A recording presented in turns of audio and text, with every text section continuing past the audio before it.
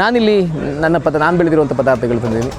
ವಿಶೇಷವಾಗಿ RNR ಅನ್ನೋ ಒಂದು ಭತ್ತದ ತಳಿಯನ್ನು ಬೆಳೆದಿದ್ದೀನಿ ನಾನು.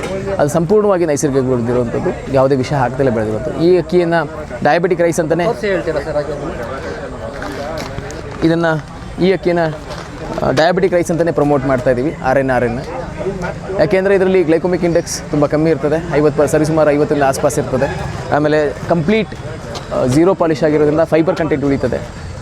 ಝೀರೋ ಪಾಲಿಶ್ ಆಗಿರೋದು ಕನ್ಸಂಪ್ಷನ್ ಸ್ಲೋ ಆಗ್ತದೆ, ಅಂದರೆ ಕಮ್ಮಿ ಆಗ್ತದೆ. ಝೀರೋ ಪಾಲಿಶ್ ತೊಗೊಂಡವರು ಸುಮಾರು 400ಕ್ಕಿಂತ ಹೆಚ್ಚು ಜನ ಹತ್ರ ತೊಗೊಂಡಿದ್ದಾರೆ. ಅವರ ಡಯಾಬಿಟಿಕ್ ರಿವರ್ಸ್ ಆಗಿದೆ, ಅಂದರೆ ನಾರ್ಮಲ್ ಆಗಿದೆ ಡಯಾಬಿಟಿಸ್. ಡಯಾಬಿಟಿಕ್ ಇರೋರು ನಾರ್ಮಲಾಗಿ ಊಟ ಮಾಡುವಂಥ ಅಕ್ಕಿ ಇದು. ಇದನ್ನು ನಾನು ಸುಮಾರು ಜನ 400ಕ್ಕೆ ಹೆಚ್ಚು ಜನ ಹತ್ರ ಬಳಸ್ತಾ ಇದ್ದಾರೆ. 600 ರೂಪಾಯಿ ಸರ್ ಇದನ್ನು ಬಳಸ್ತಾ ಇದ್ದಾರೆ. ಈ ಬಳಸಿರುವಂಥ ಅಕ್ಕಿ ಬಳಸಿದ ಮೇಲೆ ಅವ್ರ ಕನ್ಸಂಪ್ಷನ್ ಕಮ್ಮಿ ಆಗ್ತದೆ. ಮೊದಲನೇದಾಗಿ ಡೈಜೆಷನ್ ಸ್ಲೋ ಆಗ್ತದೆ. ಇದರಲ್ಲಿ ಹೈ ಫೈಬರ್ ಇರೋದ್ರಿಂದ, ಪಾಲಿಶ್ ಇಲ್ಲದೆ ಇರೋದ್ರಿಂದ ನಿಮಗೆ ಗ್ಲೂಕೋಸ್ ರಿಲೀಸ್ ಸ್ಲೋ ಆಗ್ತಾ ಹೋಗ್ತದೆ. ಹಾಗಾಗಿ ಗ್ಲೂಕೋಸ್ ಒಂದೇ ಸಲ ಶಿವಟಪ್ ಆಗೋಲ್ಲ. ಇದನ್ನು ಬಳಸ್ತಾ ಇರುವಂಥವ್ರಿಗೆ ಡಯಾಬಿಟಿಕ್ ನಾರ್ಮಲ್ ಅನ್ನೋ ಥರ ಊಟ ಮಾಡ್ಬೋದು. ಇದು ನನ್ನ ದೊಡ್ಡಮ್ಮನ ಮನೆಯ ತವ್ರ ಮನೆಯಿಂದ ತಂದಿದ್ದಂಥ ರಾಗಿ. ಸರಿ ಸುಮಾರು ನಮ್ಮ ಮನೆಗೆ ಬಂದು 70 ವರ್ಷ ಆಗಿದೆ. ಪುಟ್ಟ ರಾಗಿ ಅಂತ ಕರಿತೀವಿ ನಾವು ಇದನ್ನು. ಆದರೆ ನಾನು ಇವಾಗ ನಮ್ಮ ತವ್ರ ಮನೆ ರಾಗಿ ಅಂತಲೇ ಇಟ್ಟಿದ್ದೀವಿ. ಈ ರಾಗಿ ಸುಮಾರು ಒಂದು 70 ವರ್ಷದ ಹಳೆ ತಳಿ ನನ್ನ ಹತ್ರ ಉಳ್ಕೊಂಡಿರುವಂಥದ್ದು. ಈ ರಾಗಿನ ನಾನು ಬೆಳೆಸ್ತೀನಿ. ವಿಶೇಷತೆ ಇಲ್ಲಿ ನಾರ್ಮಲ್ ರಾಗಿನೇ, ಬಟ್ ಉಳಿಸಿರೋ ತಳಿ ಮೂಲ ತಳಿಗಳು ಅಂತ ಹೇಳಿ 70 ವರ್ಷ ತಳಿ ಇದು.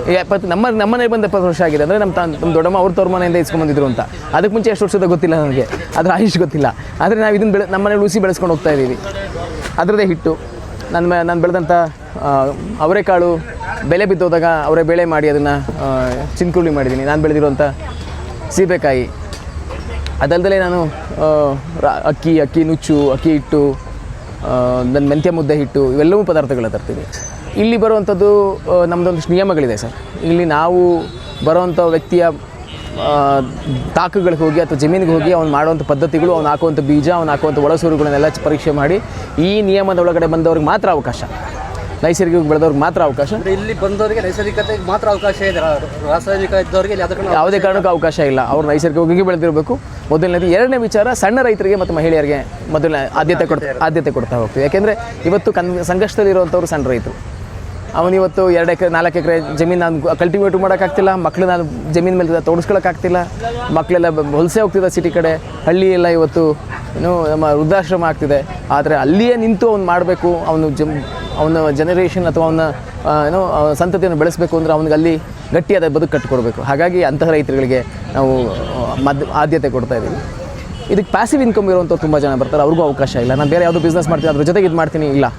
ಇದನ್ನೇ ಮೂಲವಾಗಿ ಯಾರು ಬಂಡವಾಳ ನೈಸರ್ಗಿಕತೆ ಕೃಷಿ ಮಾಡ್ಕೊಂಡು ಸಣ್ಣ ರೈತರಿಗೆ ಮೊದಲನೇ ಅವಕಾಶ ಇಲ್ಲಿ.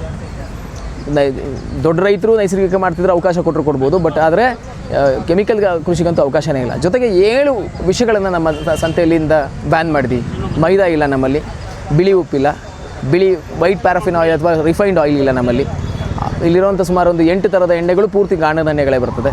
ನಮ್ಮಲ್ಲಿ ಬಿಳಿ ಅಕ್ಕಿ ಅಂದರೆ ಪಾಲಿಶ್ ಆಗಿರುವಂಥ ಅಕ್ಕಿ ಇಲ್ಲ ನಮ್ಮಲ್ಲಿ ಸೋಡಾ ಇಲ್ಲ, ಮತ್ತು ನಮ್ಮಲ್ಲಿ ಹಾಲಿಲ್ಲ, HF ಮತ್ತು ಜರ್ಸಿ ಹಾಲಿನ ಪದಾರ್ಥಗಳಿಲ್ಲ. ಇಷ್ಟೂ ಪದಾರ್ಥಗಳನ್ನು ನಿಷೇಧ ಮಾಡಿ ನಾವಿಲ್ಲಿ ಸಂತೆ ನಡೆಸ್ತಾ ಇದ್ದೀವಿ. ಇವೆಲ್ಲವೂ ನಾಗರಿಕನ ಮನುಕುಲದ ಇವೆಲ್ಲ ದೊಡ್ಡ ಮಾರಕವಾದಂಥದ್ದು. ಅವನ್ನೆಲ್ಲವೂ ನಿಷೇಧ ಮಾಡಿದ್ವಿ ಈ ಸಂತೆಯಲ್ಲಿ. ಸೊ ಇಲ್ಲಿ ಬಂದಿರುವಂಥ ಯಾವ ಪದಾರ್ಥ ತೊಗೊಂಡ್ರು ಯಾವೂ ಇಲ್ಲದೆ ಇರೋದಕ್ಕೆ ಮಾತ್ರ ಅವಕಾಶ ಕೊಡ್ತೀವಿ.